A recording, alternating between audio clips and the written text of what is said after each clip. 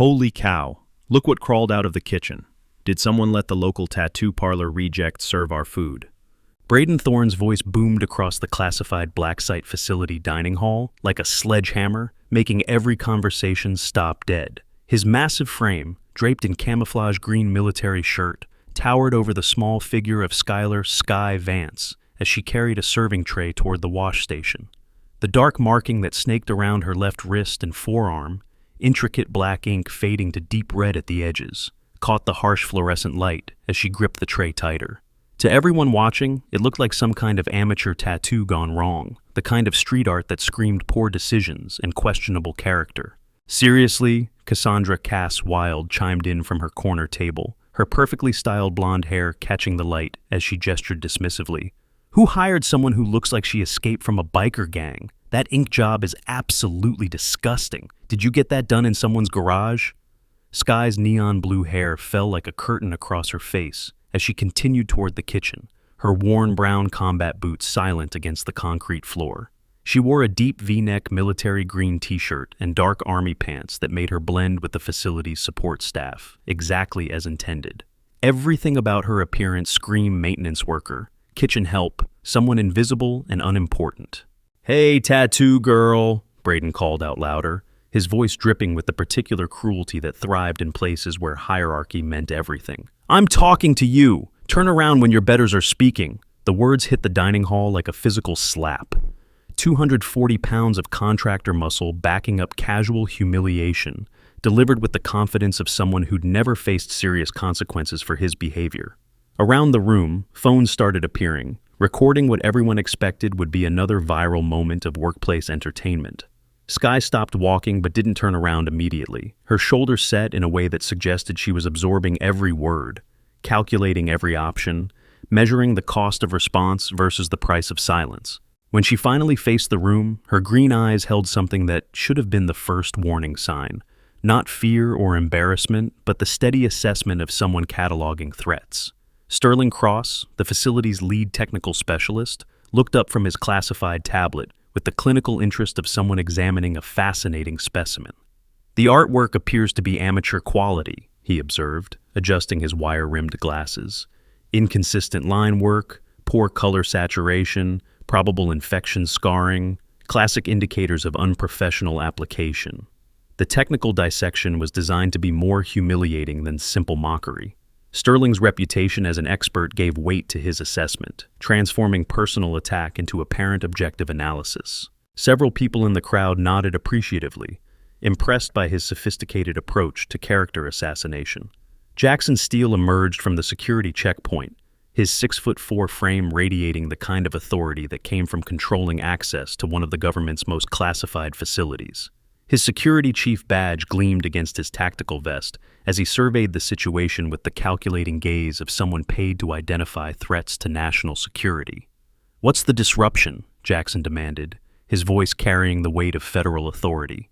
His eyes swept from Sky's defensive posture to the crowd of spectators with their phones out, cataloging a scene that violated every protocol about maintaining professional conduct in classified environments. Braden, emboldened by Jackson's presence, gestured toward Sky with theatrical disgust. "Just pointing out that our facility standards might be slipping. Kitchen staff with gang tattoos, questionable background checks, probably draws disability for fake trauma while working under the table. Makes you wonder what other security failures we're overlooking." The accusation was designed to transform mockery into patriotic duty, reframing harassment as concern for facility security.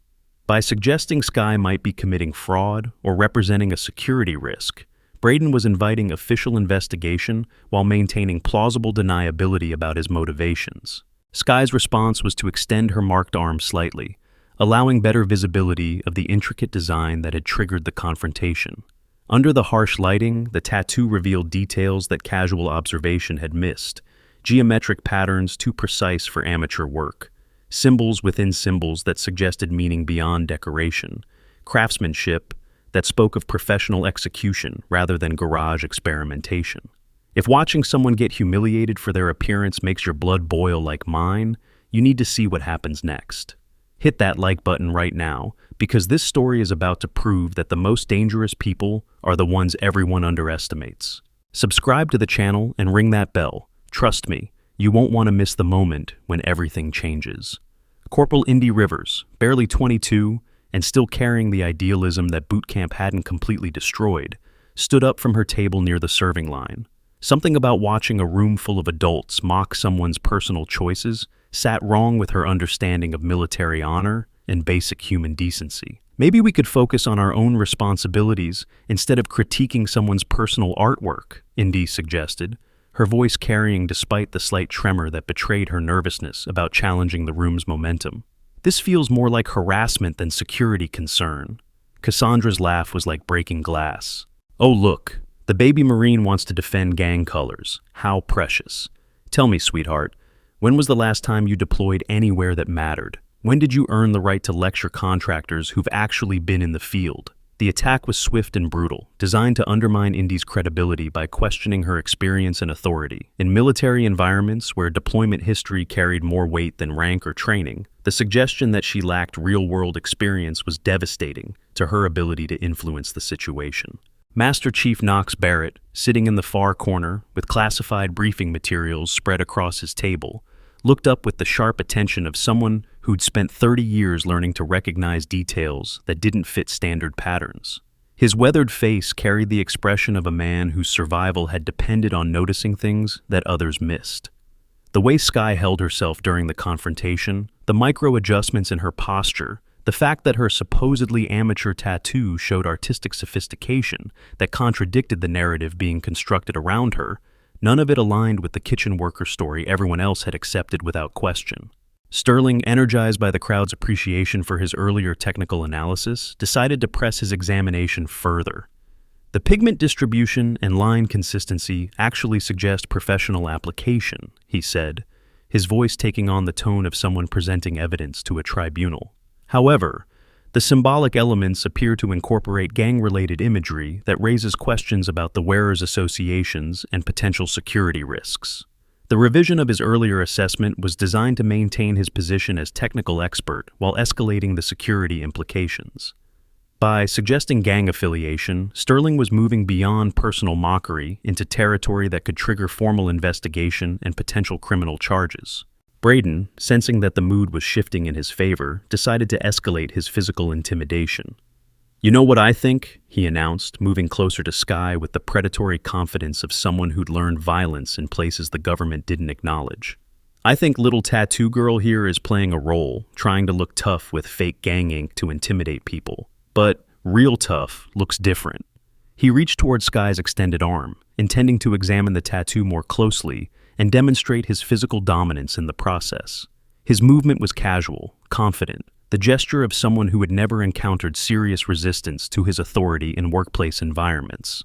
What happened next would be analyzed in security footage and incident reports for months to come, though few people present would be able to explain exactly how Skye had managed to redirect Braden's approach without appearing to move aggressively herself. Skye's hand intercepted Braden's reaching arm with impossible precision, her fingers finding pressure points that sent him stumbling sideways into a nearby table. The movement was so smooth, so economical, that most witnesses assumed Braden had simply lost his balance. Only those with advanced combat training recognized the subtle joint manipulation that had made a 240-pound man lose control of his own movement. The dining hall fell silent except for the sound of Braden catching himself against the table, his face cycling through confusion, embarrassment, and growing rage. He'd been outmaneuvered by someone he'd categorized as weak and defenseless, in front of an audience that included his professional peers and potential romantic interests. "Lucky reflex," Braden muttered, pushing himself away from the table with renewed aggression. "Let's see you do that again, tattoo girl." But Master Chief Barrett was already standing, his 30 years of military service having taught him to recognize muscle memory when he saw it. What Skye had just demonstrated wasn't medical reflex or accidental defensive response. It was trained technique, the kind that came from thousands of repetitions in environments where failure meant death. Sterling, his technical mind struggling to process what he'd witnessed, tried to rationalize the impossible. "Certain types of street fighting can produce exaggerated defensive responses," he said, though his voice lacked its earlier confidence. "Gang environments often require development of survival reflexes that can appear sophisticated to untrained observers." The explanation was plausible enough for those who wanted to maintain their existing assumptions about Sky's background and capabilities. But several people in the crowd had military training advanced enough to recognize that what they'd seen transcended amateur self-defense or street fighting techniques. Cassandra, sensing that the entertainment value of the situation was reaching its peak, decided to escalate her psychological warfare. "Oh, now the gang member has tricks. What's next? Knife fighting demonstrations? Are we supposed to be impressed that someone with obvious criminal background has violent reflexes?" The suggestion that Sky's defensive response indicated criminal training was designed to reframe competence as pathology, transforming skill into evidence of dangerous background. It was character assassination refined to its purest form, using Sky's own capabilities against her reputation. Jackson, whose security responsibilities included identifying potential threats, regardless of their official position in the facility hierarchy, found himself reassessing his initial assumptions about Sky's background and purpose.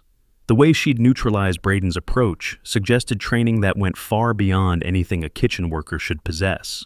More importantly, it raised questions about what other skills she might be concealing, and why someone with advanced combat training would be working in food service at a classified facility. The possibilities ranged from simple overqualification to elaborate cover identity, and none of them were particularly reassuring from a security perspective.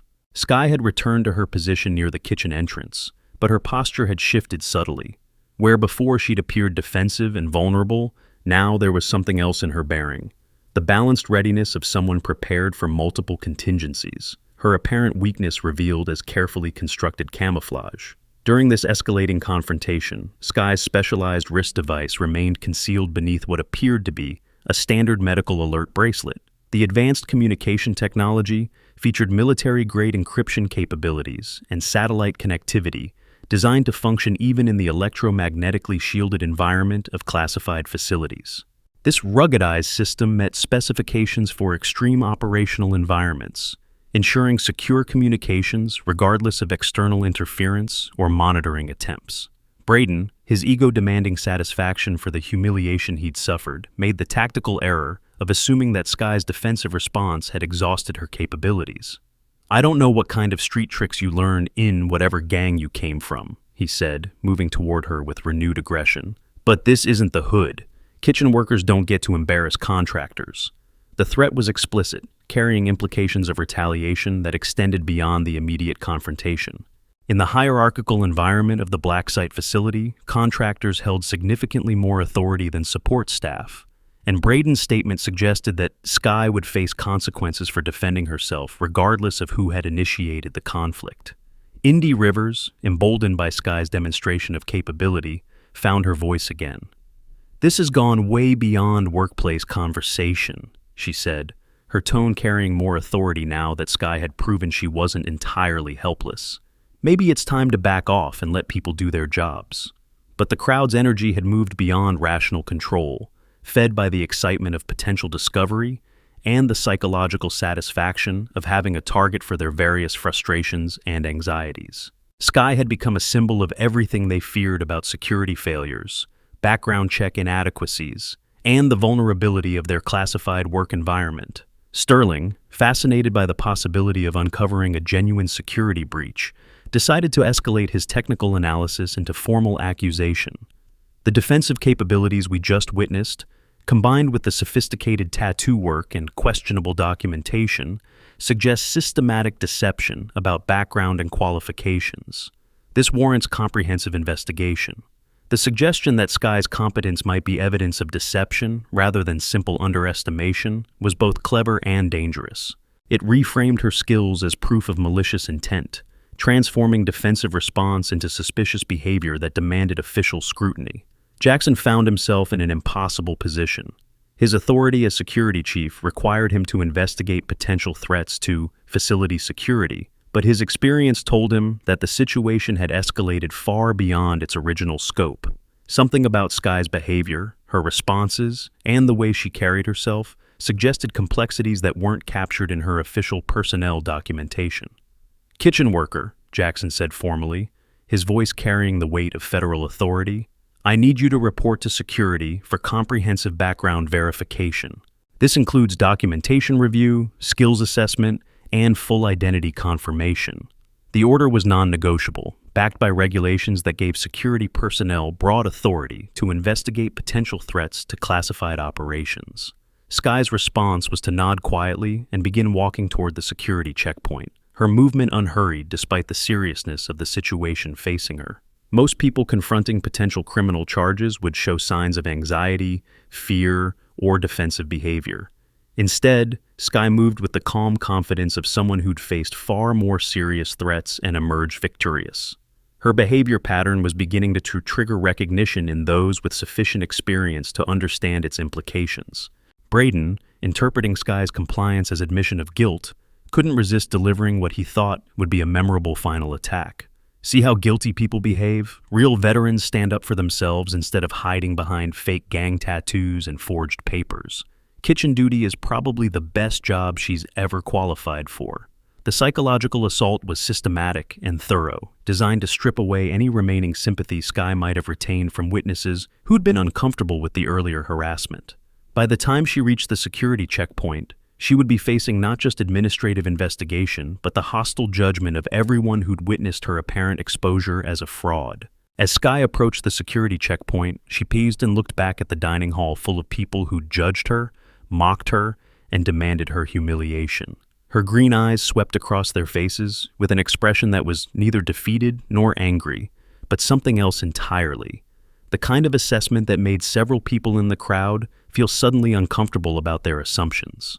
Cassandra, sensing that her entertainment was ending with Sky's removal from the facility, decided to deliver what she thought would be a memorable closing statement. "This is what happens when security standards slip," she announced to her audience. "Gang members with fake documentation, probably stealing classified information and selling it to whoever pays best. Thank goodness we identified the threat before real damage occurred." The accusation of espionage was the most serious charge possible in a classified facility, carrying penalties that included life imprisonment or execution. It was also completely unfounded, based on nothing more than tattoo analysis and Cassandra's desire to escalate her psychological attack to its ultimate conclusion.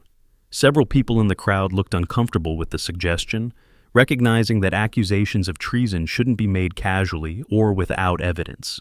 But the excitement of potentially uncovering a genuine spy had overridden rational judgment, transforming workplace harassment into what they perceived as patriotic duty. Sterling, his technical mind energized by the possibility of having identified a sophisticated threat, added his own theory to the developing narrative. "Industrial espionage operations often use sympathetic covers," he explained, his voice carrying the authority of someone who considered himself an expert on national security threats. "Gang affiliations provide perfect cover for criminal activity, while generating sympathy from naive observers." The suggestion that Sky's tattoo might be part of an elaborate espionage cover story was both terrifying and exciting to people whose careers involved protecting classified information, but rarely encountered genuine threats to that security. The possibility that they had uncovered a real spy transformed the morning from routine harassment into historically significant counterintelligence work. As Sky disappeared into the security checkpoint with Jackson, the dining hall erupted with excited conversation about what they'd witnessed and what it might mean for facility security. Phone cameras that had been recording the confrontation were now capturing witness statements and theories about the supposed gang member who'd been hiding among them for months. What none of them realized was that their assumptions about Sky's identity, capabilities, and purpose at the Blacksite facility were about to be revealed as catastrophically wrong. The kitchen worker they had spent the morning humiliating was about to demonstrate that sometimes the most dangerous people are the ones everyone underestimates completely. The security processing room was designed to intimidate through stark functionality: concrete walls painted institutional gray, a single metal table with 2 uncomfortable chairs, and recording equipment that captured everything from multiple angles. It was an environment where truth was extracted through psychological pressure rather than physical force, though the implicit threat of escalation hung in the air like static electricity. Jackson settled into his chair across from Sky, her personnel file spread across the table like evidence in a criminal trial. The documentation appeared complete and legitimate at first glance, but the morning's events had planted seeds of doubt that were rapidly growing into full-scale suspicion about everything connected to her presence at the facility. Skylar Vance, Jackson read from the official papers, his voice carrying the flat authority of federal investigation. Age 28, previous employment in commercial food service, security clearance level support, no medical restrictions noted. Background check completed 3 months ago with no flags or concerns identified. He looked up from the documentation to study Sky's face for signs of deception, anxiety, or the kind of nervous behavior that typically accompanied fraudulent identity exposure. Instead, her green eyes met his with steady confidence, showing none of the fear that would be expected from someone facing potential federal charges. Everything appears to be in order officially, Jackson continued, but official paperwork can be falsified by people with sufficient resources and motivation. The skills you demonstrated during the dining hall incident suggest training that goes far beyond commercial food service background. Sky sat quietly, her hands folded on the table, with the controversial tattoo clearly visible in the harsh fluorescent lighting. Under close examination, the artwork revealed details that hadn't been apparent during the confrontational distance: intricate geometric patterns, symbols within symbols, craftsmanship that spoke of professional execution rather than amateur experimentation. "Tell me about the tattoo," Jackson said, gesturing toward the marking that had triggered the entire investigation. The design elements appear more sophisticated than typical gang artwork. Some of the symbols look almost military in nature, though I can't identify specific unit designations or service branch indicators. The observation was more accurate than Jackson realized, though he lacked the classification level necessary to recognize the true significance of what he was examining. Sky's response was to extend her arm across the table, allowing him to study the marking more closely without volunteering information about its meaning or origin. Under intense scrutiny, the tattoo revealed layers of complexity that contradicted every assumption that had been made about its significance. What appeared to be gang-related imagery from a distance showed itself to be something far more sophisticated upon close examination: professional artwork incorporating symbols that suggested meaning beyond mere decoration. "The execution quality is exceptional," Jackson admitted, his security training forcing him to notice details that didn't fit the narrative that had been constructed around Sky's background. "This level of artistry suggests significant financial investment and access to professional tattoo artists with specialized skills." Sky remained silent, allowing Jackson to draw his own conclusions about the marking and its implications for her identity and background. Her patience suggested confidence that proper investigation would vindicate rather than compromise her position, though the basis for that confidence remained unclear. Outside the security processing room, the dining hall had transformed into an impromptu analysis center where personnel debated theories about Sky's true identity and purpose at the facility. The excitement of potentially uncovering a genuine security threat had completely overshadowed any concerns about the harassment that had preceded her investigation.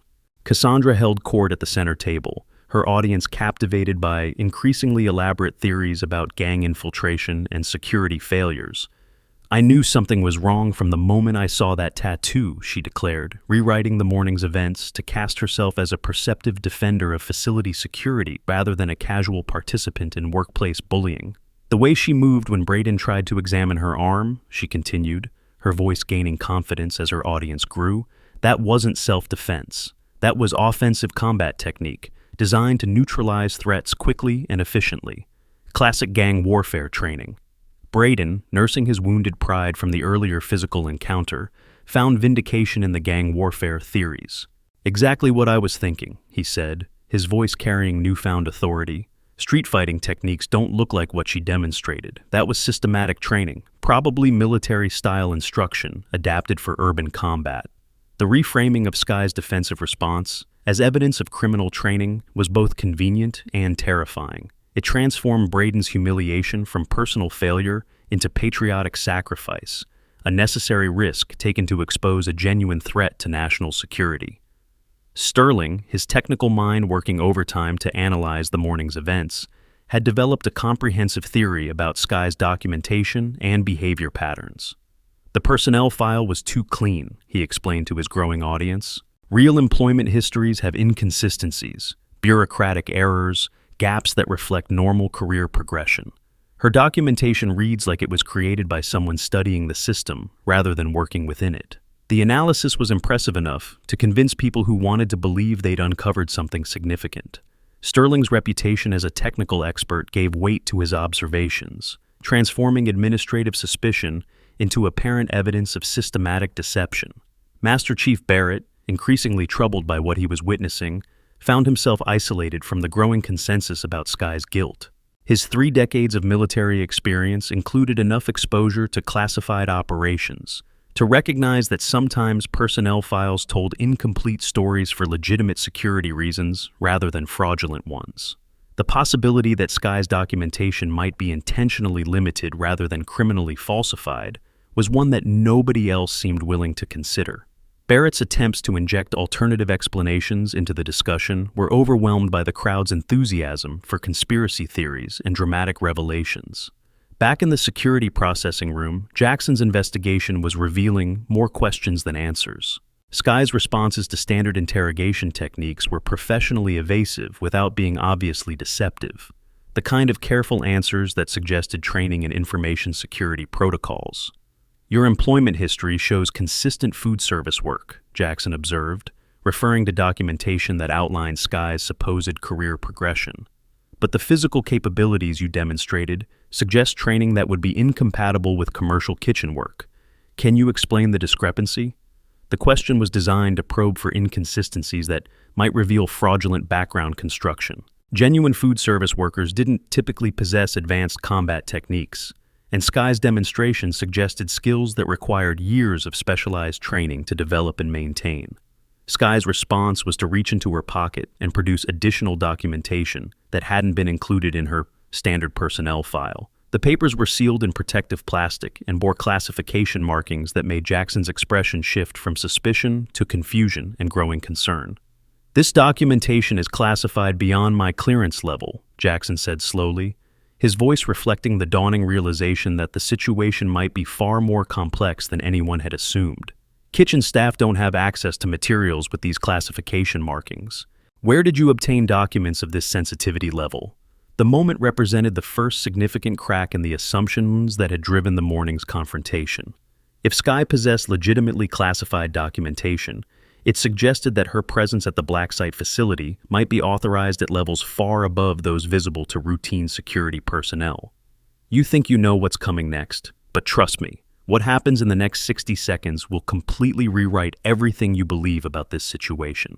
If you're invested in seeing justice served to these bullies, smash that subscribe button and hit the bell icon. This is just the beginning of a story that will blow your mind." Advanced personal security monitoring systems have revolutionized how intelligence professionals maintain operational security in increasingly complex threat environments.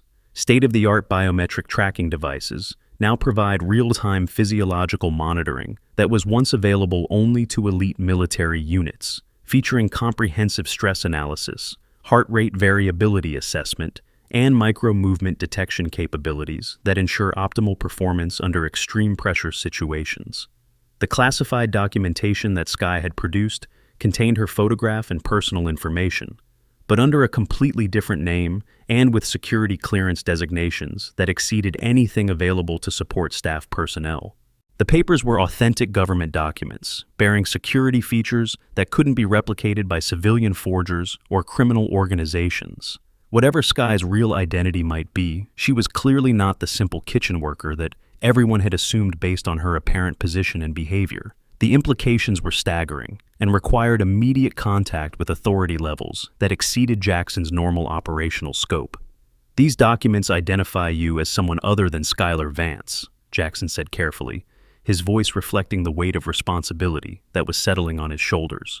"The security clearance level indicated here suggests access to information that could compromise national security if mishandled." Sky's silence in response to his observation was itself informative. Rather than attempting to explain the documentation or justify her possession of classified materials, she simply waited for him to process the implications of what he was discovering about her true status.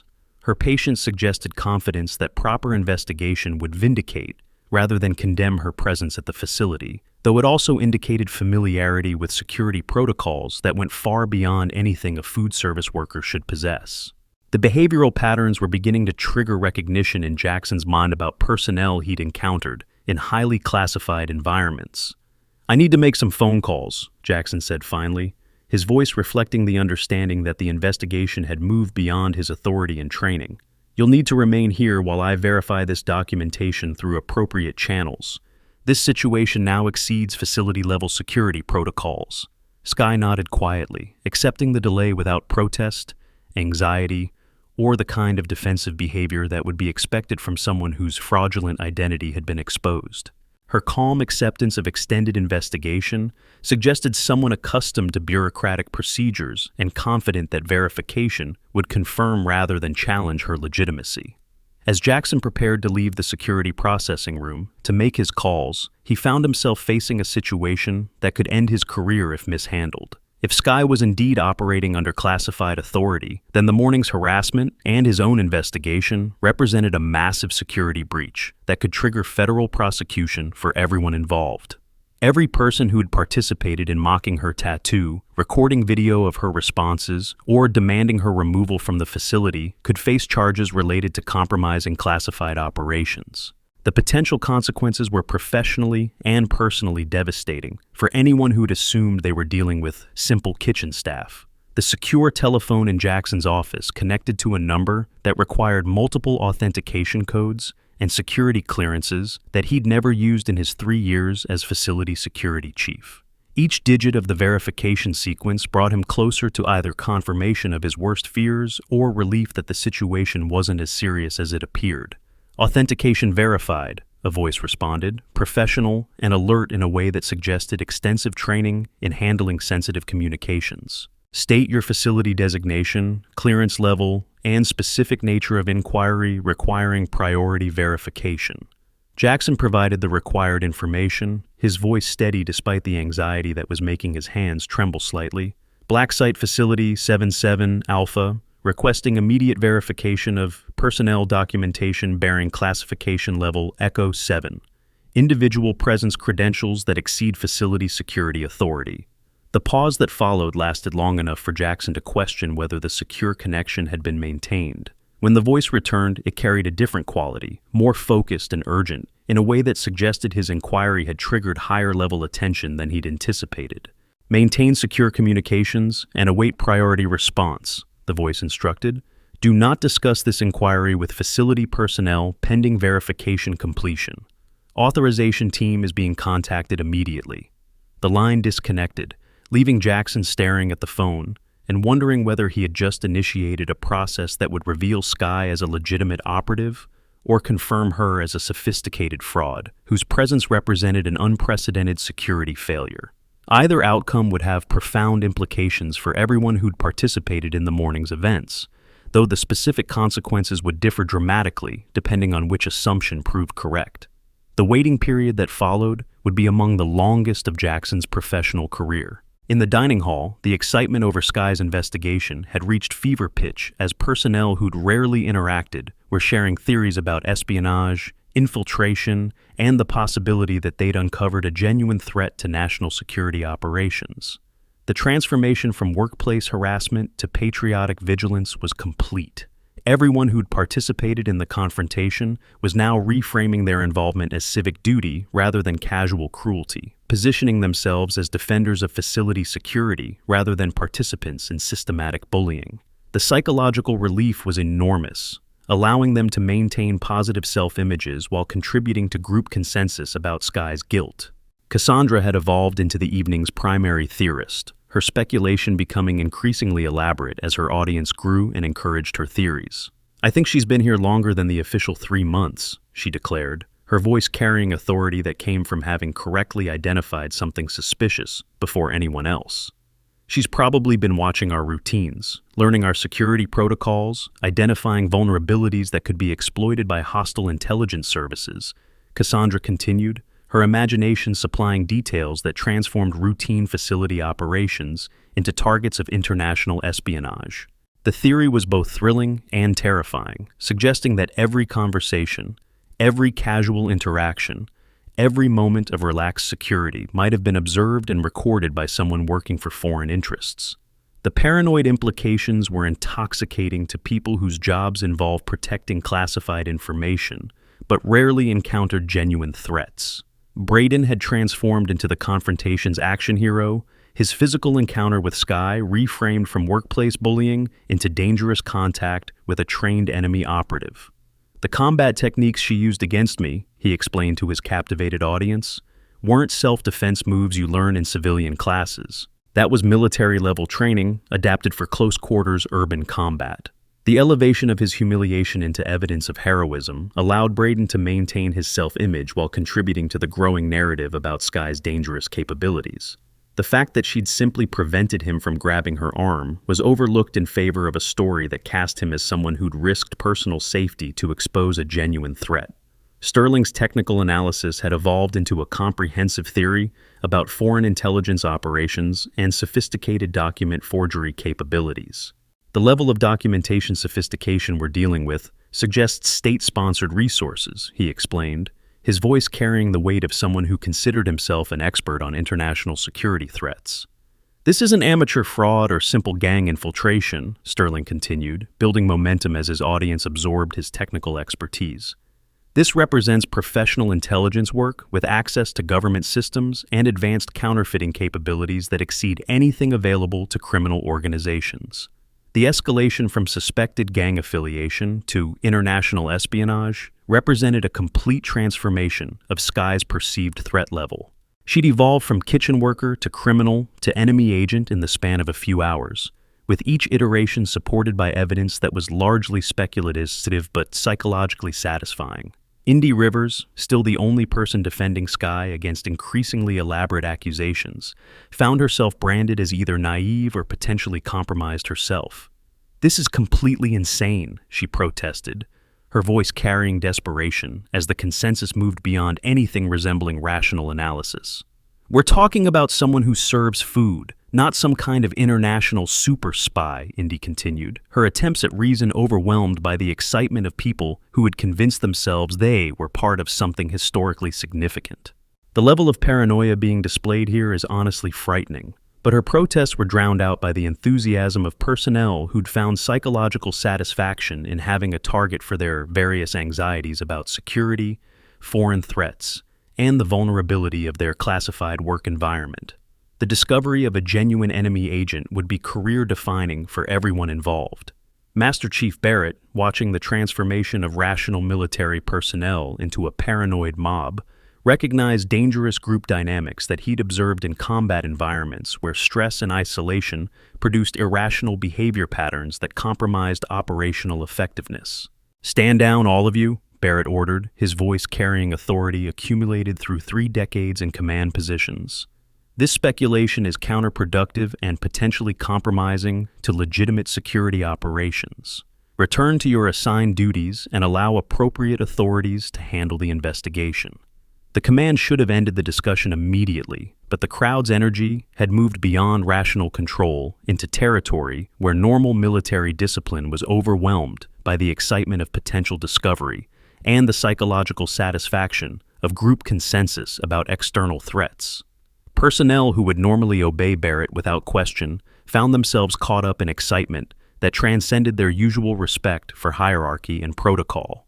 The possibility of participating in something that would be remembered as historically significant was too intoxicating to abandon for mere routine compliance. Inside the security processing room, Skye remained alone with the growing certainty that her mission timeline had been compressed significantly by the morning's events. The intelligence she'd gathered over 3 months of careful observation would need to be transmitted immediately before extraction or operational compromise made further data collection impossible. The facility's personnel roster, security protocols, classified project details, and individual psychological profiles she'd compiled represented months of patient intelligence work that would prove invaluable to her handlers. The confrontation that had exposed her presence also provided crucial information about facility personnel responses to perceived threats. Her communication device, concealed within the apparent medical bracelet, activated with subtle vibration indicating priority message receipt. The encrypted transmission was brief but comprehensive, providing extraction coordinates and operational timeline that suggested her mission was entering its concluding phase. Whatever intelligence objectives she'd been assigned, the window for collection was closing rapidly due to the compromise of her cover identity. The device's response capabilities confirmed receipt of her situation report and provided updated operational parameters that reflected the changed security environment. Sky's reflection in the room's mirror showed someone who had successfully maintained deep cover for 3 months while gathering intelligence that would influence decisions at levels of authority that most facility personnel couldn't imagine. The kitchen worker identity had provided access to conversations, documents, and behavioral observations impossible to obtain through conventional intelligence methods. The tattoo on her arm, which had triggered the entire confrontation, served multiple purposes beyond simple identification marking. It functioned as recognition symbol for friendly forces, psychological weapon against hostile personnel, and authentication device for specific types of classified operations that existed outside normal command structures. Most importantly, it was a visible reminder of commitments made by people who operated in shadows to protect interests that could never be publicly acknowledged. The marking represented membership in communities that transcended normal military hierarchy and operated according to protocols that exceeded standard security clearances. As footsteps approached the security processing room, Sky prepared for the next phase of a confrontation that would either confirm her operational authority or require immediate extraction under potentially hostile conditions. The investigation that had begun with workplace harassment was about to reveal truths that would challenge every assumption facility personnel had made about identity, authority, and the nature of classified operations. Jackson's return would mark the beginning of revelations that would transform the Blacksite facility's understanding of its own security protocols and the true nature of some personnel operating within its classified environment. The phone calls he'd made had triggered responses from authority levels that most facility staff didn't know existed. The door opened with mechanical precision of government-issued hardware, revealing Jackson's face marked by the kind of expression that suggested he'd received information challenging his fundamental understanding of the situation he'd been investigating. Behind him stood figures whose presence at the facility hadn't been announced through normal channels. Their bearing and equipment suggested authority that transcended standard command structures, the kind of personnel who appeared when situations exceeded normal operational parameters and required intervention from classified response teams whose existence wasn't acknowledged in official documentation. Sky looked up from her chair with calm expectation of someone who had been waiting for this exact moment, her green eyes reflecting neither surprise nor concern at the arrival of personnel whose classifications exceeded anything visible on facility organizational charts or standard security briefings. The kitchen worker who had served food for 3 months was about to be revealed as something far more complex and potentially dangerous than anyone had imagined. The confrontation that had begun with mockery over tattoo artwork was about to conclude with revelations that would redefine everyone's understanding of operational security. The real story was just beginning, and the assumptions that had driven the morning's harassment were about to be revealed as catastrophically, dangerously wrong in ways that would have consequences extending far beyond the Blacksite facility's classified walls. The man who entered behind Jackson wore no visible rank insignia, but his presence commanded immediate attention from everyone in the security processing room. Commander Wade Garrison moved with the controlled precision of someone whose authority derived from operations that didn't appear in official records, his weathered face bearing scars that spoke of conflicts fought in places the public would never hear about. "Step aside, Security Chief," Commander Garrison said quietly, his voice carrying the kind of authority that made questioning orders unthinkable. His gray eyes fixed on Sky with the intensity of someone recognizing a familiar face in an unexpected context. "This investigation now falls under different jurisdiction." Jackson retreated to the corner of the room, his earlier confidence replaced by the uncomfortable realization that he'd been investigating someone whose actual classification exceeded his clearance level by margins he couldn't calculate. The phone calls he had made had triggered responses from authorities he'd never known existed within the facility's command structure. Sky remained seated, but something fundamental had shifted in her posture. The defensive vulnerability she'd maintained throughout the morning's harassment was evaporating, replaced by the controlled readiness of someone whose true capabilities were about to be revealed. Her green eyes met Commander Garrison's with recognition that spoke of shared history and mutual respect. Ghost Protocol, Commander Garrison said simply, the two words carrying weight that seemed to compress the air in the security processing room. Authorization code Omega-77 Alpha. Mission status report requested immediately. The transformation in Skye was instantaneous and complete. She stood with fluid precision, her entire bearing shifting from kitchen worker to something else entirely, someone whose presence commanded respect through competence rather than position. When she spoke, her voice carried new authority that made her previous silence seem like tactical camouflage rather than submission. Mission parameters met at 87% completion, Skye reported, her tone crisp and professional. Target intelligence gathered includes facility personnel profiles, security protocol weaknesses, and classified project vulnerability assessments. Operational timeline compressed due to cover compromise requiring immediate extraction protocols. Jackson felt his understanding of reality shift fundamentally as he processed what he was witnessing. The kitchen worker who'd been serving food for 3 months was reporting to a commander whose existence wasn't reflected in any organizational chart he'd ever seen, using terminology that suggested operations beyond anything he'd imagined. Commander Garrison nodded with satisfaction that spoke of mission objectives being met, despite unexpected complications. Intelligence value assessment? He asked, his question indicating that Skye's 3 months at the facility had been gathering information rather than simply maintaining cover identity. Critical vulnerabilities identified in personnel security protocols? Skye responded without hesitation. Psychological manipulation, susceptibility extremely high among contractor personnel. Facility security chief demonstrates inadequate clearance verification procedures. Multiple individuals susceptible to social engineering attacks, targeting patriotic impulses and authority compliance behaviors. The clinical assessment of the morning's events as intelligence gathering opportunity rather than workplace harassment was both shocking and illuminating. Skye had been studying facility personnel while they'd been dismissing her as irrelevant support staff, gathering psychological profiles that would inform future operations. Jackson realized with growing horror that his own investigation had been anticipated and potentially engineered to reveal exactly the kind of security weaknesses that Skye was now reporting.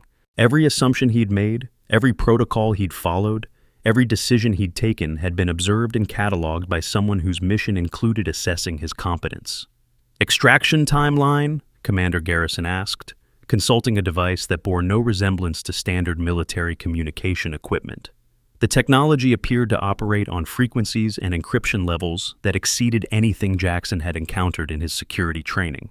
Immediate departure recommended, Skye replied, glancing toward the door, where sounds of growing commotion suggested that the dining hall confrontation was escalating beyond manageable parameters. Facility personnel demonstrate hostile response patterns that could compromise operational security if allowed to continue. Commander Garrison's expression darkened as he processed the implications of Skye's assessment. Define hostile response patterns, he ordered, his voice carrying the edge of someone whose tolerance for threats to his personnel was extremely limited. Skye's response was delivered with the clinical precision of an after-action report. Systematic harassment based on appearance assumptions, physical intimidation attempts, accusations of criminal activity without evidence, and mob psychology manipulation, designed to isolate and neutralize perceived threats through character assassination. The summary transformed the morning's events from workplace conflict into something far more serious. A security failure that had exposed classified personnel to hostile action from facility staff who should have been providing protection rather than perpetrating harassment. Commander Garrison's jaw tightened as he absorbed the full scope of what had occurred during Skye's cover compromise. Personnel responsible for hostile actions? He asked, his tone suggesting that consequences would be swift and comprehensive for anyone who'd threatened his operative. Primary aggressors identified as Braden Thorne, contractor personnel, Cassandra Wild, administrative staff, Sterling Cross, technical specialist, and Jackson Steele, security chief, Skye reported, her assessment including everyone who had participated in the confrontation, regardless of their position or authority within the facility. Jackson felt his career dissolving as he realized that his own name was included among those identified as threats to classified operations. The investigation he'd conducted according to standard protocols was being reframed as hostile action against personnel whose protection should have been his primary responsibility. The security processing room door opened again, admitting additional personnel whose presence made the already serious situation escalate toward crisis levels.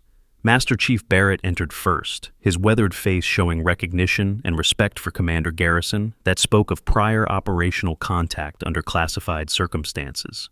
Behind him came figures whose clothing and equipment suggested capabilities that exceeded normal military standards. They moved with the coordinated precision of teams trained for operations that required absolute success under impossible conditions, their presence indicating that Sky's extraction involved resources typically reserved for highest priority missions. Facility lockdown initiated, Master Chief Barrett reported to Commander Garrison, his voice carrying the authority of someone whose orders had sealed the Blacksite from external contact. All personnel confined to designated areas pending security review. Communication blackout established for operational security purposes. The transformation of routine facility operations into emergency protocols was happening with efficiency that suggested prior planning and preparation. Sky's mission had included contingency planning for exactly this type of compromise, with extraction procedures that could be implemented rapidly when circumstances required immediate action. Jackson found himself witnessing the kind of classified operation that he'd imagined but never actually encountered during his security career. The personnel moving through the facility with absolute authority were operating according to protocols that exceeded his clearance level and understanding, implementing procedures that transformed familiar environment into something alien and threatening. The truth that's about to be revealed will completely change how you see this entire story. What happens next will prove that everything you thought you knew about strength, identity, and the price of judging others was wrong. But first, let me share something that could revolutionize your financial security. Comprehensive insurance coverage has evolved beyond traditional policies to include specialized protection for high-risk professionals operating in classified environments. Advanced financial security programs now offer coverage that extends to situations involving operational security, identity protection, and specialized risk factors that weren't addressed by conventional insurance products. These sophisticated financial protection systems provide peace of mind for individuals whose work requires them to operate under conditions where standard coverage would be inadequate for their unique professional circumstances. Commander Garrison turned his attention back to Sky, his expression showing concern for her welfare that went beyond professional obligation. "Medical assessment required?" he asked, his question indicating awareness that cover maintenance under hostile conditions could exact physical and psychological costs that required specialized attention. "Negative on immediate medical intervention," Sky responded, though her voice carried undertones that suggested the morning's events had extracted tolls that weren't immediately visible. "Psychological stress levels within acceptable parameters for continued operations. No physical injuries sustained during facility personnel interactions." The clinical assessment couldn't completely mask the human cost of maintaining cover identity, while enduring systematic harassment from people who should have been colleagues rather than adversaries. Sky's professional competence included the ability to compartmentalize emotional damage, but Commander Garrison's concern indicated awareness of longer-term impacts. "Debriefing location established," Commander Garrison informed her, consulting his encrypted communication device again. "Transport standing by for immediate departure. Intelligence package transmission, confirmed received and analyzed by appropriate authorities. Mission classification upgraded to priority status based on security vulnerability discoveries." The revelation that Sky's intelligence gathering had uncovered security problems serious enough to warrant priority classification sent additional waves of concern through the room. Whatever she'd discovered during her 3 months of observation had implications that reached far beyond the Blacksite facility's immediate operations. Jackson realized that his facility, which he'd believed was operating according to highest security standards, had been revealed as fundamentally compromised by someone whose mission included identifying exactly the kind of vulnerabilities he'd failed to detect or prevent. The professional humiliation was devastating, but the security implications were potentially catastrophic. Outside the security processing room, the dining hall had transformed into chaos as facility personnel struggled to understand why their routine day had suddenly become emergency lockdown situation. The excitement over Sky's supposed exposure as gang member or spy was rapidly being replaced by confusion and growing anxiety about their own circumstances. Cassandra found herself at the center of a group that was beginning to question the theories they'd been so enthusiastic about promoting just minutes earlier. The confident assertions about gang affiliation and document fraud were starting to sound less convincing as the facility's response suggested complexities that hadn't been anticipated. "Maybe we should have minded our own business," suggested someone from the back of the crowd, voicing doubts that others were beginning to feel about their participation in the morning's harassment. The excitement of uncovering a supposed security threat was fading as the actual security response made them question their assumptions. Braden maintained his aggressive stance despite growing evidence that the situation was beyond anything he'd experienced in his contractor career. "I don't care who she claims to be," he declared, his voice carrying defiance that masked increasing uncertainty about his position. "Gang tattoos are gang tattoos, and I'm not backing down from some kitchen worker with fake authority." Sterling's technical analysis was beginning to collapse under the weight of evidence that contradicted his theories about document fraud and criminal background.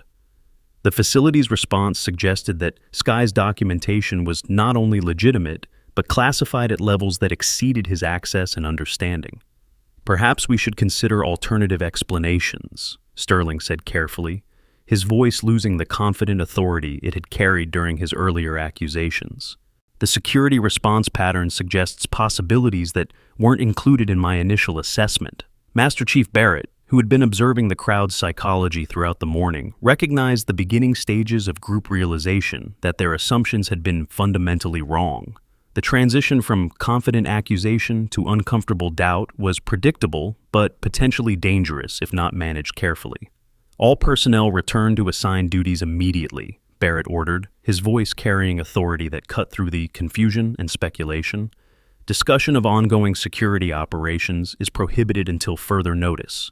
Anyone found spreading rumors or speculation will face disciplinary action under facility security protocols." The command should have dispersed the crowd immediately, but the psychological investment in their theories about Sky's identity made retreat difficult for people who'd committed themselves to specific narratives about security threats and patriotic duty. Admitting error would require acknowledgement of serious misjudgment about harassment and assumptions. Indy Rivers, vindicated by the morning's developments but taking no satisfaction in being proven correct, tried to inject reason into the dissolving consensus. "Maybe this is why we shouldn't judge people based on appearance or assumptions," she suggested, her voice carrying the authority of someone whose defense of Sky was looking increasingly prescient. But her attempts at reconciliation were overwhelmed by the crowd's psychological need to maintain their self-image as defenders of facility security rather than participants in harassment of classified personnel. The cognitive dissonance was too threatening to acknowledge directly, requiring elaborate rationalization to preserve individual and group identity. Back in the security processing room, Commander Garrison was receiving updates through his communication device that painted an increasingly serious picture of the facility's security status. Sky's intelligence gathering had revealed vulnerabilities that required immediate attention from authorities whose existence exceeded Jackson's clearance level.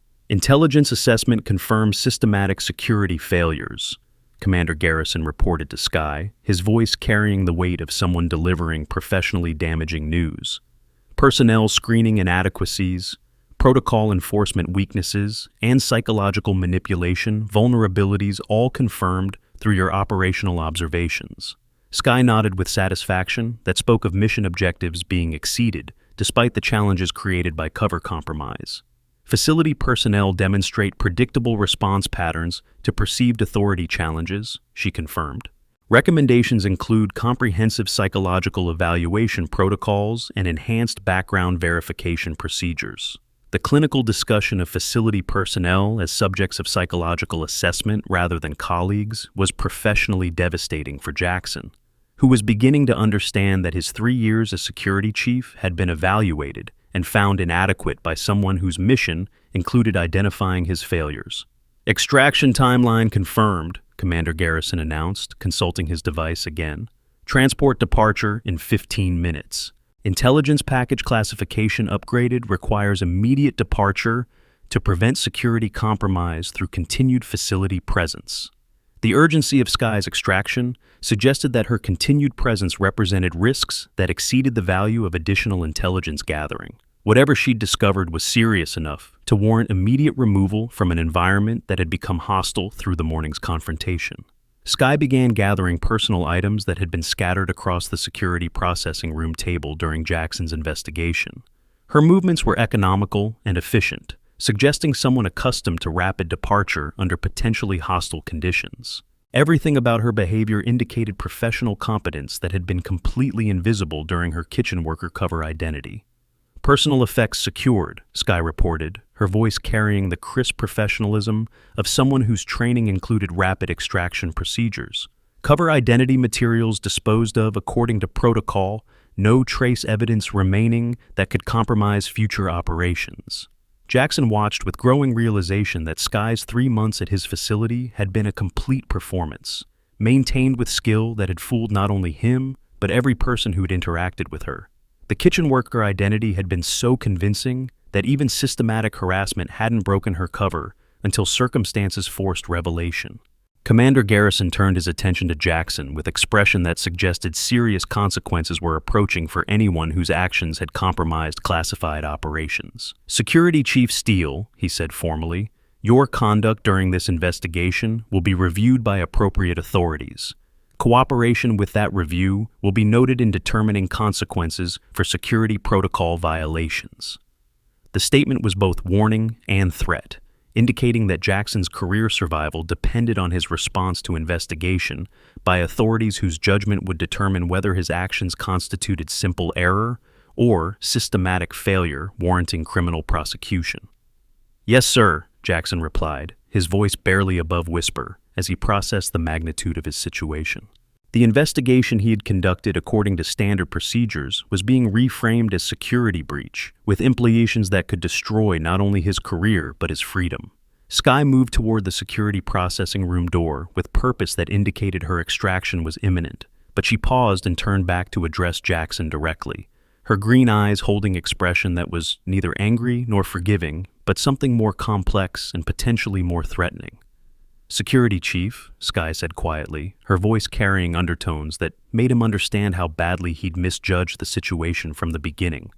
"Real threats don't announce themselves through appearance or behavior. They hide in plain sight, gathering intelligence while being dismissed as irrelevant.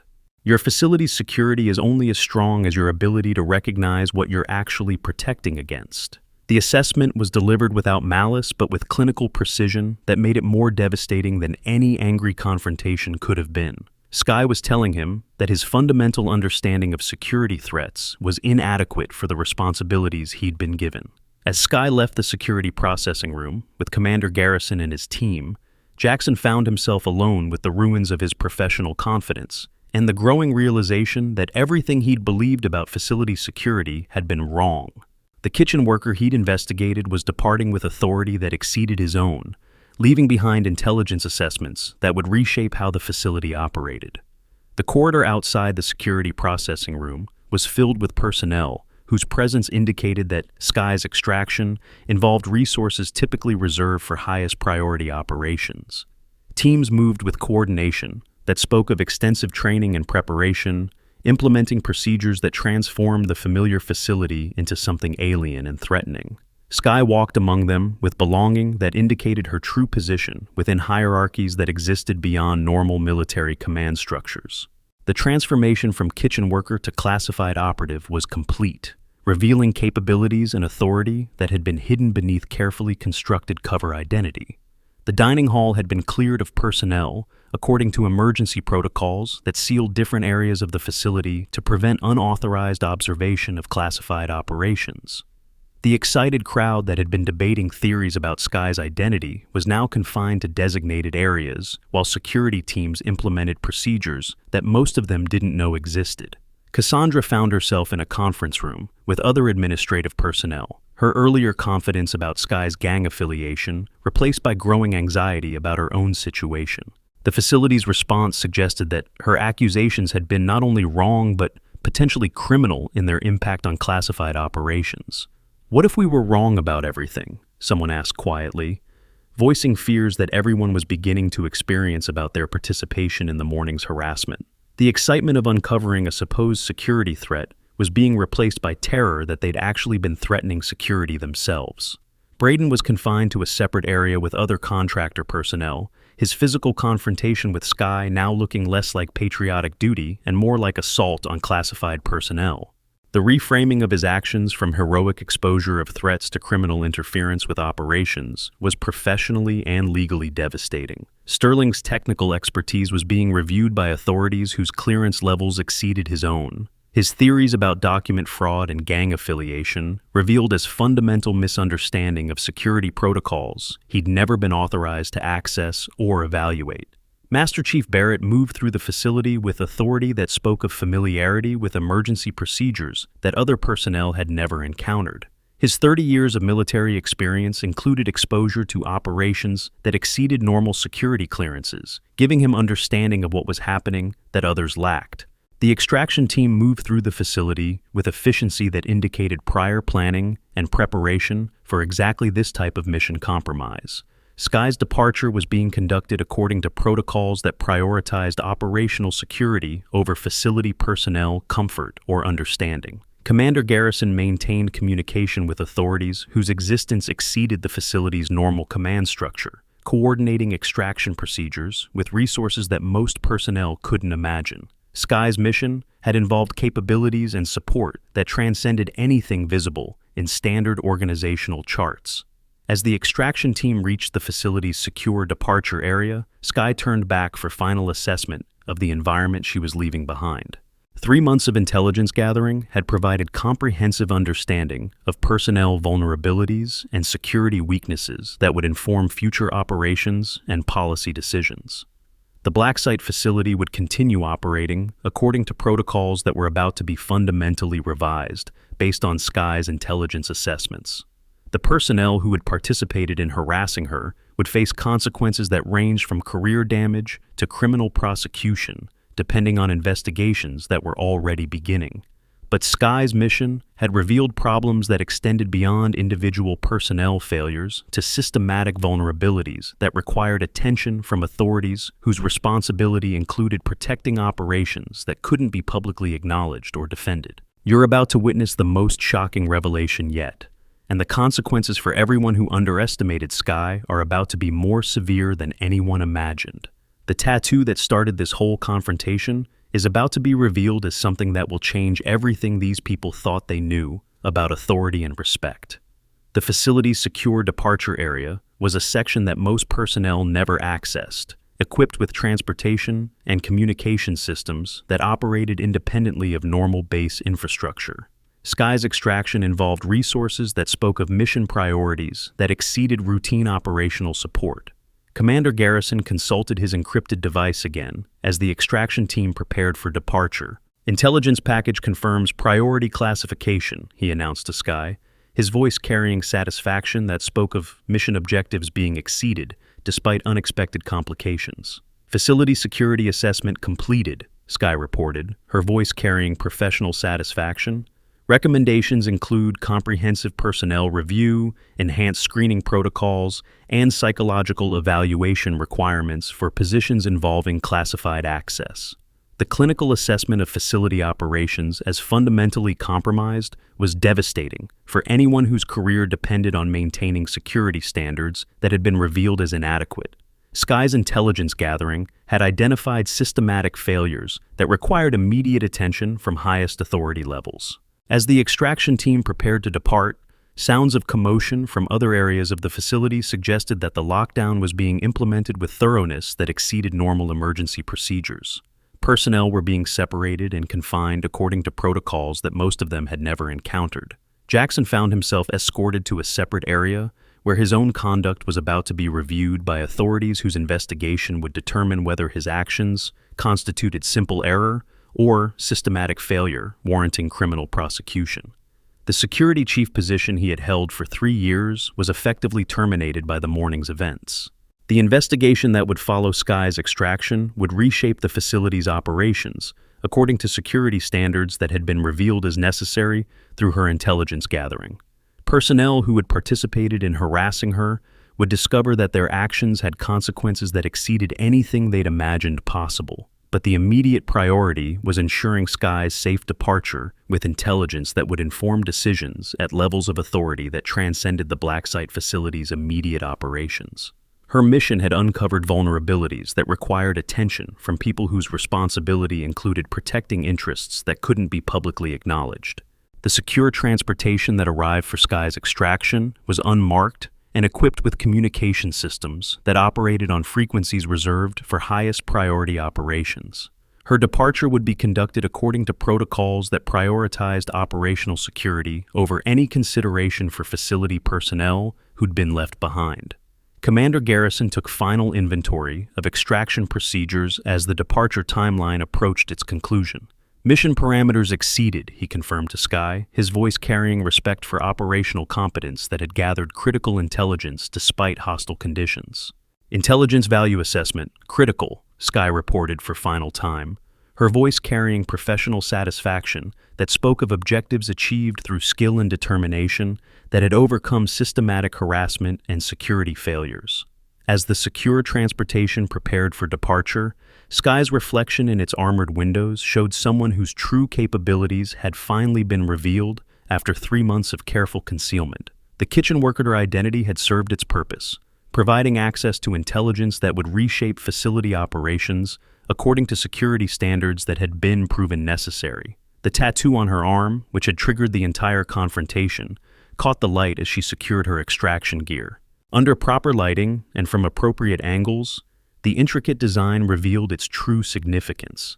Not gang artwork or amateur decoration, but professional recognition marking that identified membership in operational communities that existed beyond normal military hierarchy. 3 interlocking elements form the central design: a trident representing maritime special operations, crossed keys symbolizing intelligence, access, authorization, and a stylized skull indicating lethal force clearance. The marking was recognition symbol for operatives whose existence was classified at levels that exceeded most personnel's clearance and understanding. The Ghost Protocol designation that Commander Garrison had used wasn't simply Sky's call sign. It represented authorization to operate according to procedures that transcended normal command structures and accountability measures. Personnel carrying such authorization could act with independence that most military personnel couldn't imagine or access. Sky's mission at the Blacksite facility had been gathering intelligence about security vulnerabilities that could compromise operations whose importance exceeded the facility's immediate function. Her 3 months of observation had identified systematic failures that required immediate attention from authorities whose responsibility included protecting interests that couldn't be publicly defended. The harassment she'd endured had provided additional intelligence about personnel's psychological vulnerabilities that could be exploited by hostile forces, seeking to compromise classified operations through social engineering and manipulation tactics, targeting authority compliance behaviors and patriotic impulses. Every person who had participated in mocking her tattoo, demanding her removal from the facility, or supporting theories about gang affiliation and document fraud had demonstrated susceptibility to manipulation that represented serious security risks in personnel with access to classified information. The extraction transportation sealed with finality that indicated Sky's departure was permanent and immediate. Her mission at the Blacksite facility was concluded, but the intelligence she'd gathered would inform policy decisions and security protocols that would reshape how such facilities operated to prevent similar vulnerabilities. Commander Garrison's final communication confirmed successful extraction and intelligence package transmission to authorities whose existence exceeded normal organizational visibility. Sky's mission had achieved objectives that would influence operations at levels where her individual contribution would never be publicly acknowledged or recognized. As the secure transportation departed the Blacksite facility, Sky's reflection in its windows showed someone whose professional competence had been tested under hostile conditions and proven adequate for challenges that exceeded normal operational parameters. The kitchen worker cover identity had served its purpose completely.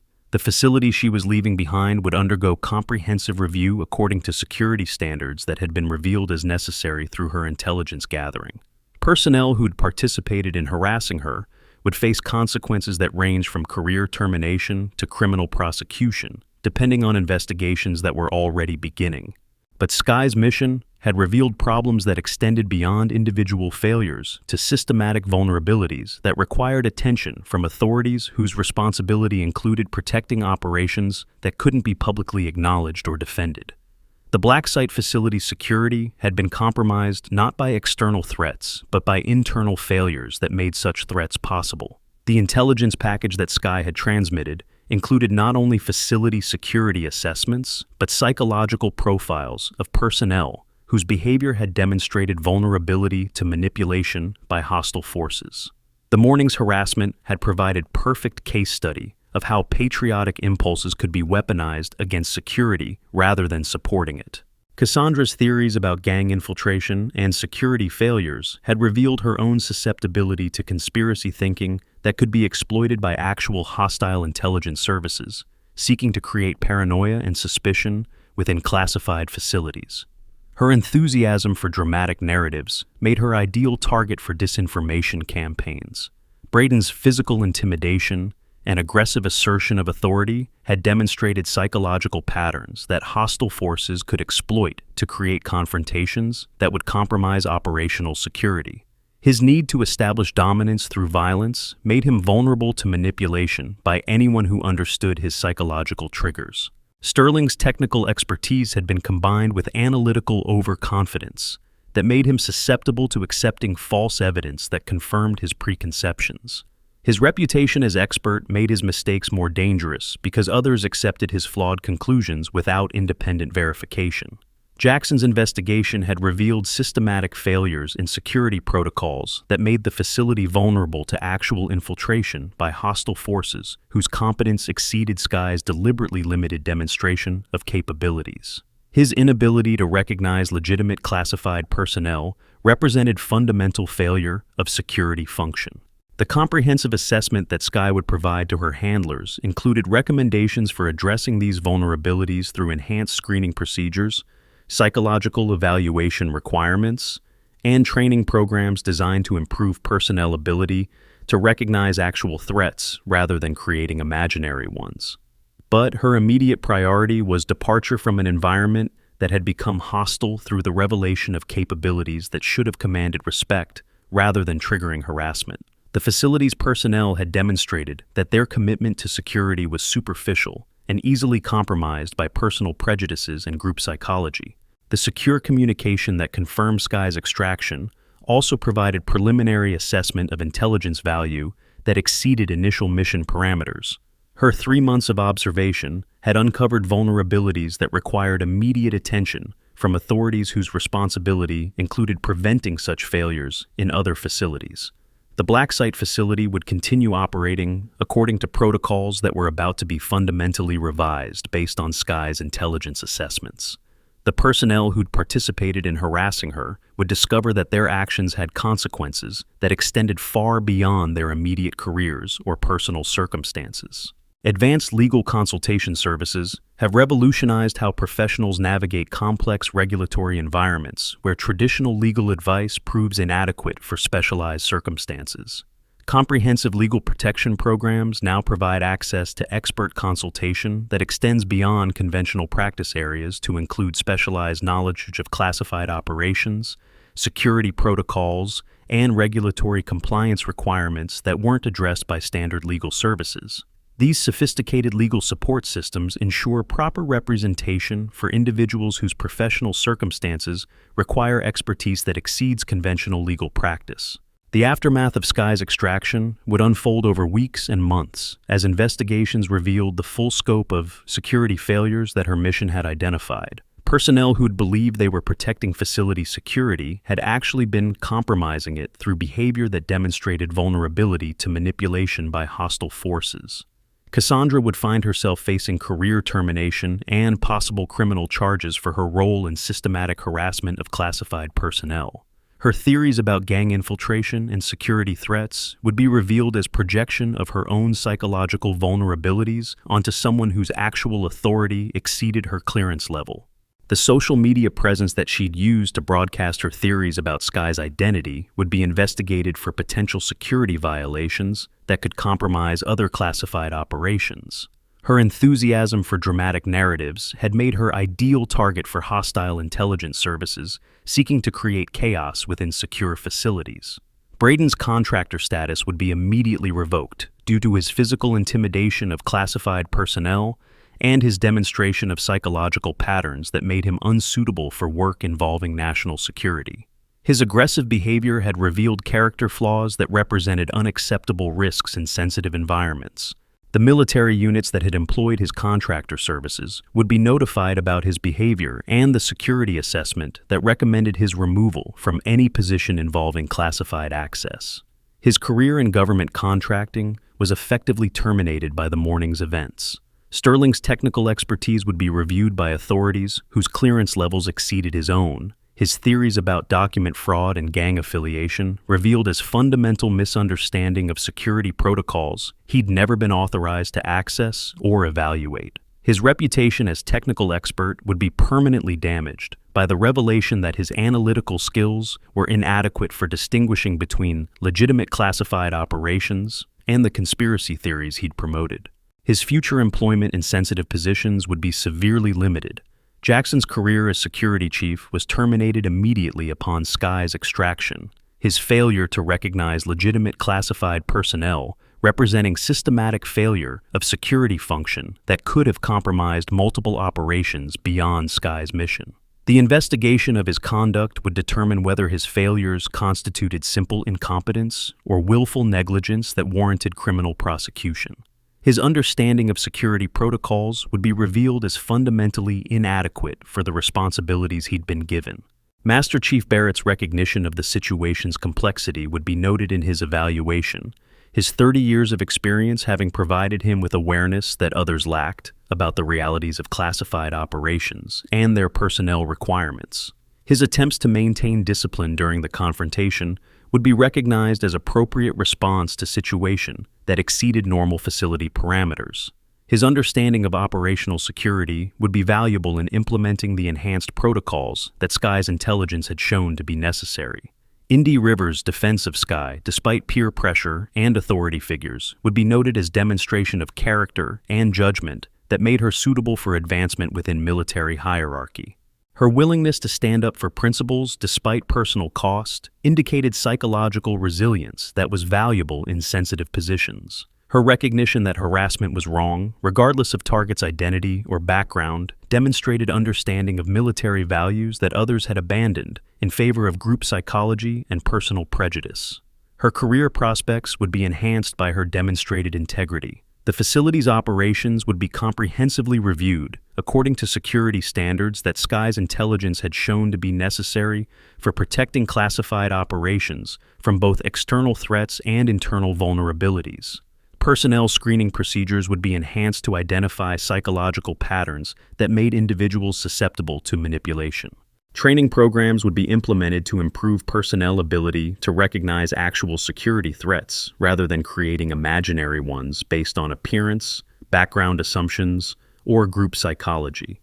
The morning's harassment had provided perfect case study of how security could be compromised by the very people responsible for maintaining it. Communication protocols would be revised to prevent unauthorized discussion of personnel matters and to establish clear chains of authority for investigating suspected security violations.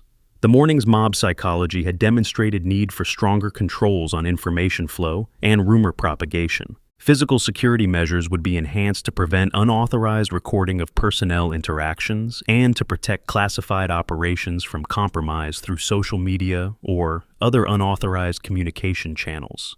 The phones that had captured Sky's harassment could have compromised multiple operations if she'd been conducting different types of missions. But the most significant change would be psychological evaluation requirements for positions involving classified access, with particular attention to identifying individuals whose personality patterns made them vulnerable to manipulation by hostile forces or susceptible to group psychology that could compromise operational security.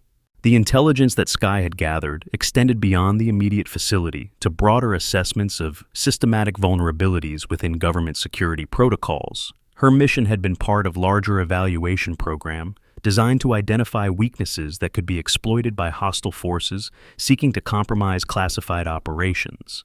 Similar evaluations were being conducted at other facilities by operatives whose existence was classified at levels that exceeded normal military hierarchy.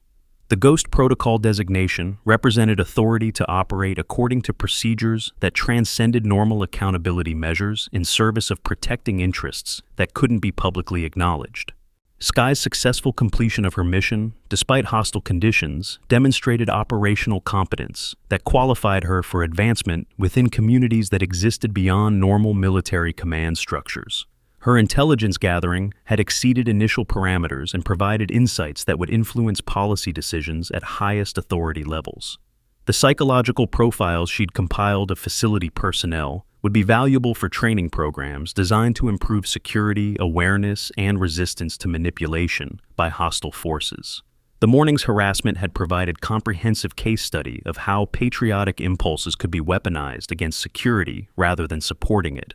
Her assessment of facility vulnerabilities would inform enhanced security protocols that would be implemented across multiple installations to prevent similar failures from compromising other classified operations. The systematic nature of the problems she'd identified required comprehensive response that exceeded individual facility corrections. But her immediate future involved reassignment to missions that required capabilities she'd demonstrated during her 3 months of maintaining cover identity under increasingly hostile conditions. The operational communities that employed Ghost Protocol personnel had continuing need for individuals whose competence exceeded normal military standards. The final revelation about what Sky's mission really accomplished will shock you more than anything you've seen so far. These consequences are just the beginning of a story that reaches the highest levels of government. If you want to see how this connects to bigger threats facing our national security, hit that subscribe button and turn on notifications. The secure facility where Sky was transported for debriefing operated according to protocols that exceeded the Blacksite's security standards by margins that most personnel couldn't imagine. Her extraction had delivered her to an environment where her actual capabilities were recognized and valued rather than dismissed or attacked. Commander Garrison's debriefing confirmed that Sky's intelligence gathering had exceeded all initial mission parameters and provided insights that would influence security policy at levels where individual contributions were never publicly acknowledged. Her professional competence had been tested under hostile conditions and proven adequate for challenges that exceeded normal operational requirements. Mission assessment: exceptional performance under adverse conditions.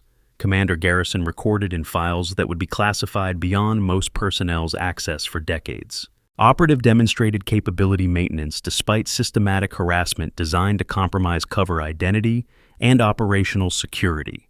Sky's response to the formal assessment was professional satisfaction that came from knowing her intelligence gathering would prevent similar security failures from compromising other classified operations.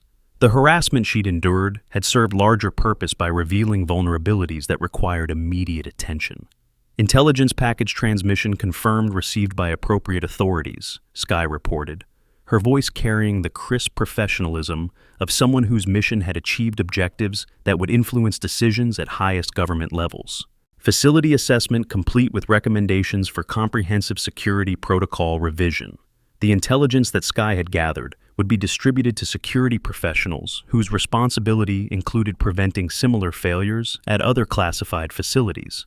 Her 3 months of observation had provided comprehensive understanding of vulnerabilities that hostile forces could exploit to compromise operations whose importance exceeded public understanding. But her mission had also revealed something more troubling about systematic failures within government security culture that made such vulnerabilities possible. The personnel who'd harassed her had demonstrated psychological patterns that represented fundamental threats to operational security, regardless of their positions or clearance levels.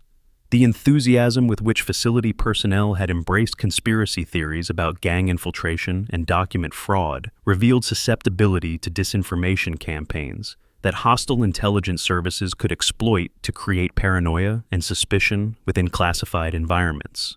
Their willingness to abandon professional standards in favor of mob psychology represented systematic failure of security culture.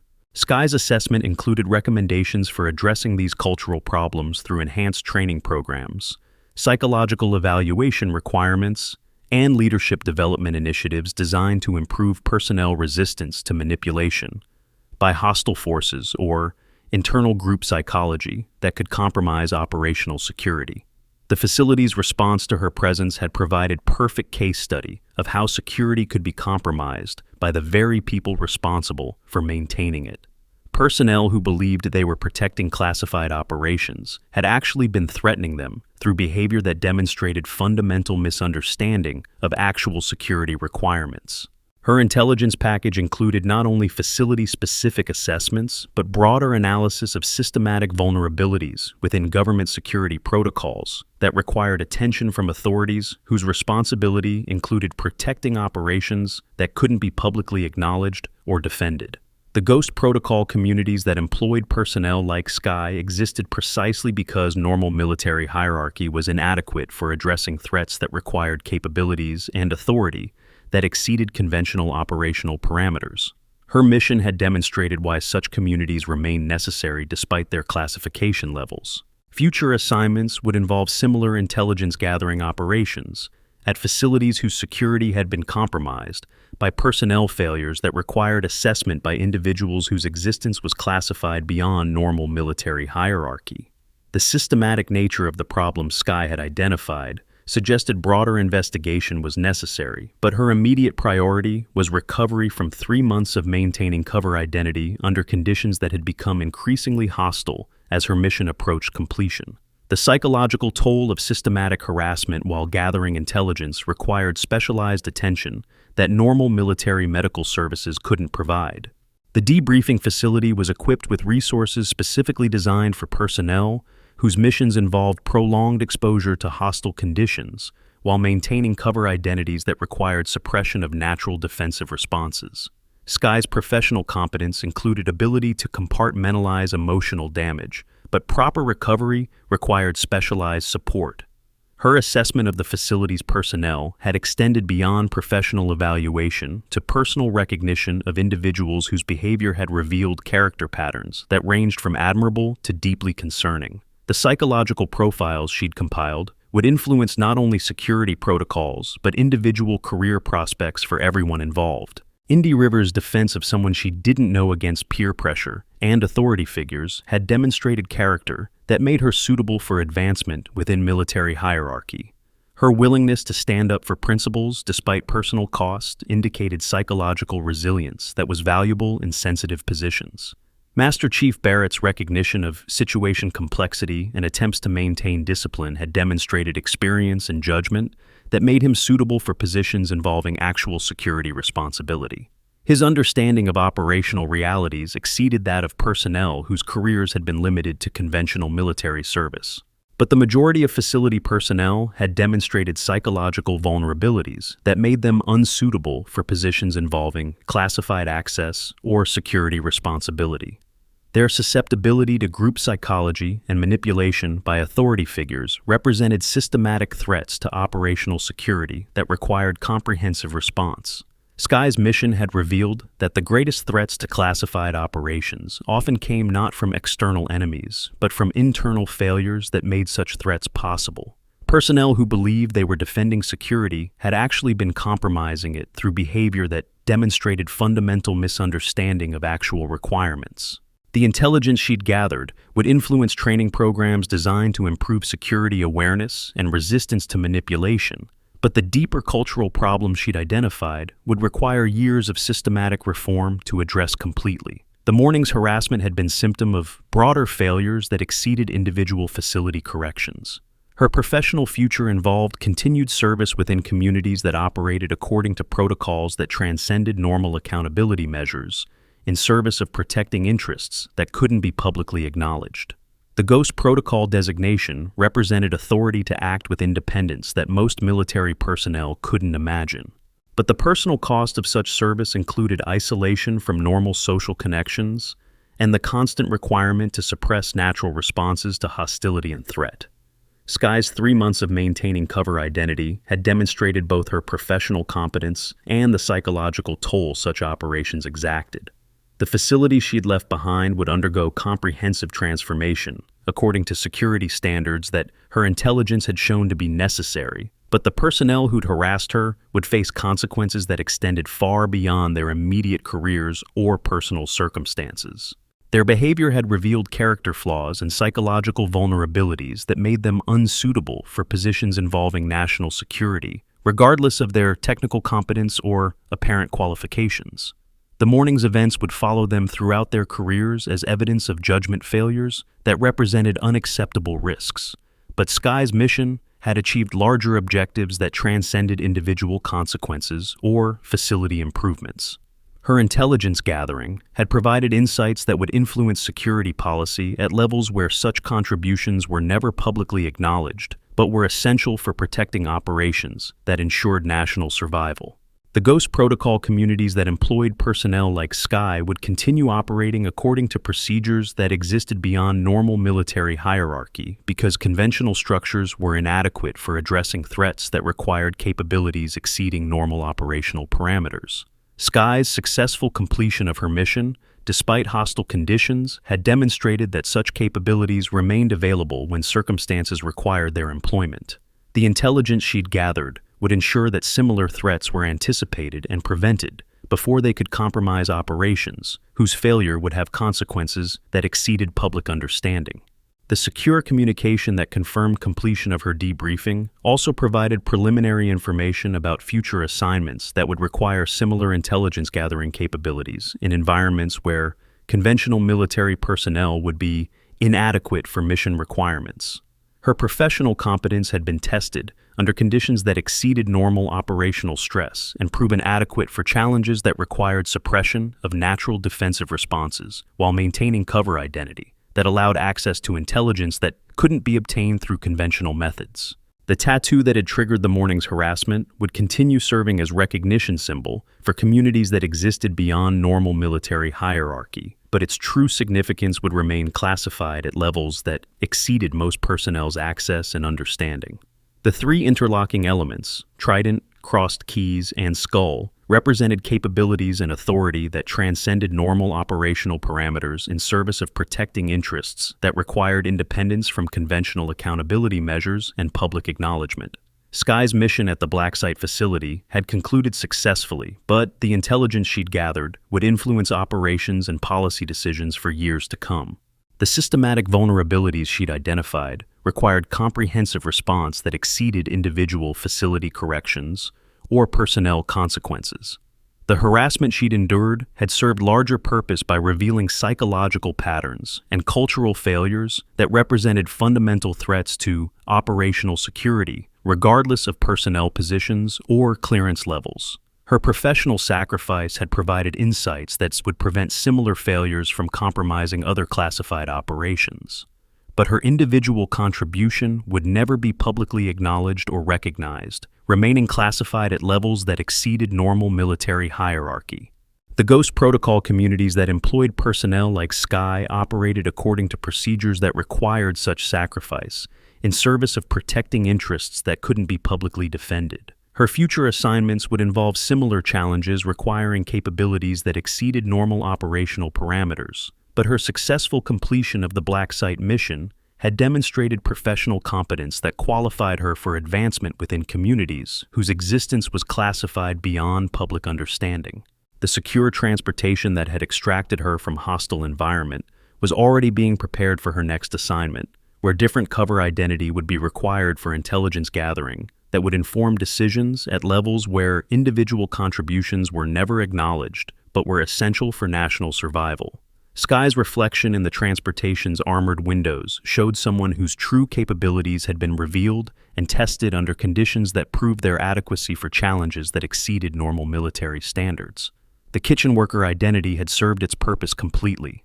The intelligence she'd gathered would ensure that similar security failures were prevented before they could compromise operations, whose importance exceeded the Blacksite facility's immediate function.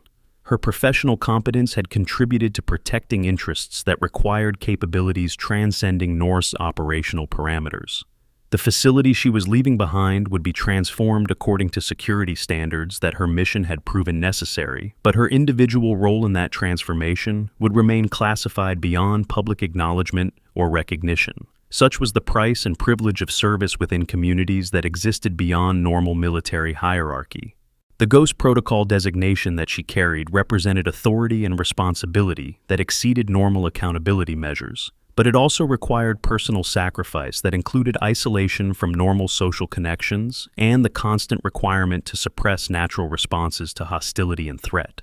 Sky's successful completion of her mission, despite such sacrifice, had demonstrated professional competence that qualified her for continued service within communities whose existence was essential for protecting operations that ensured national survival.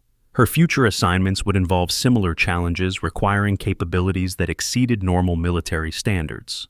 But her immediate priority was departure from environment that had become hostile through revelation of capabilities that should have commanded respect rather than triggering harassment. The secure transportation was ready for departure to location where her actual authority would be recognized and valued rather than dismissed or attacked. As the transportation sealed for departure, Sky's mission at the Blacksite facility reached its conclusion. 3 months of intelligence gathering had exceeded initial parameters and provided insights that would influence security policy at highest government levels, though her individual contribution would never be publicly acknowledged. The tattoo that had triggered the morning's confrontation caught final light as the transportation departed, its true significance remaining classified at levels that exceeded most personnel's understanding. The marking represented membership in communities that operated beyond normal military hierarchy in service of protecting interests that couldn't be publicly defended. Sky's professional future involved continued service within such communities, where capabilities like hers remained necessary for addressing threats that required independence from conventional operational parameters and accountability measures. Her successful mission had demonstrated that such capabilities remained available when circumstances required their employment. The intelligence she'd gathered would ensure that similar security failures were prevented before they could compromise other classified operations. But the deeper cultural problems she'd identified would require years of systematic reform to address completely. Her individual sacrifice in enduring systematic harassment while maintaining cover identity had served larger purpose by revealing vulnerabilities that threatened operational security, regardless of personnel positions or clearance levels.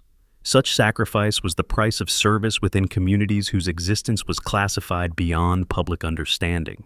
The Ghost Protocol communities would continue operating according to procedures that transcended normal military hierarchy, because conventional structures remained inadequate for addressing threats that required capabilities exceeding normal operational parameters. Sky's mission was complete, but her service continued in protection of interests that required capabilities like hers to ensure national survival. The transportation departed into darkness, carrying someone whose true identity would remain classified, but whose professional competence had been proven adequate for challenges that exceeded normal military standards. The Blacksite facility disappeared behind them, transformed by intelligence that would influence operations and policy decisions for years to come. Sky's contribution to that transformation would never be publicly acknowledged, but it was essential for protecting operations that ensured national survival. Her future assignments waited in environments where similar challenges would require capabilities that exceeded normal operational parameters, but her successful completion of the Blacksite mission had demonstrated professional competence that qualified her for continued service within communities whose existence remained classified beyond public understanding. The secure communication confirmed her extraction and intelligence transmission, but also provided preliminary information about threats that required immediate attention from personnel whose capabilities exceeded normal military standards. Sky's next mission was already being prepared. The darkness outside the transportation's armored windows concealed environments where threats required capabilities that transcended normal operational parameters, but Sky's professional competence had been proven adequate for such challenges through her successful completion of the Blacksite mission. Her service within Ghost Protocol communities would continue protecting interests that couldn't be publicly acknowledged, but were essential for national survival. The intelligence she'd gathered had served that larger purpose, though her individual contribution would remain classified beyond public recognition. The transportation continued into darkness, carrying someone whose true identity and capabilities would remain hidden, but whose professional sacrifice had contributed to protecting operations that ensured national survival. Such was the nature of service within communities that existed beyond normal military hierarchy. Sky's mission at the Blacksite facility had concluded successfully, but her service continued in protection of interests that required capabilities like hers to address threats that exceeded normal operational parameters. The harassment she'd endured had served larger purpose by revealing vulnerabilities that required immediate attention. The secure transportation carried her toward future assignments, where similar challenges would test capabilities that had been proven adequate through her successful completion of the Blacksite mission. Her professional competence qualified her for continued service within communities whose existence was classified beyond public understanding. The intelligence she'd gathered would influence operations and policy decisions at levels where individual contributions were never acknowledged, but were essential for protecting interests that required independence from conventional accountability measures and public recognition. Her future remained classified, but her professional competence had been demonstrated through successful completion of mission that exceeded initial parameters despite hostile conditions that would have compromised conventional operations. The Ghost Protocol communities that employed personnel like Sky would continue operating according to procedures that transcended normal military hierarchy in service of protecting interests that couldn't be publicly defended but were essential for national survival. Sky's service continued into darkness, protecting interests that required capabilities exceeding normal operational parameters. Her successful mission had contributed to security that ensured national survival, though her individual sacrifice would never be publicly acknowledged or recognized. The transportation disappeared into night, carrying someone whose true identity would remain classified, but whose professional competence had been proven adequate for challenges that protected operations essential for national survival.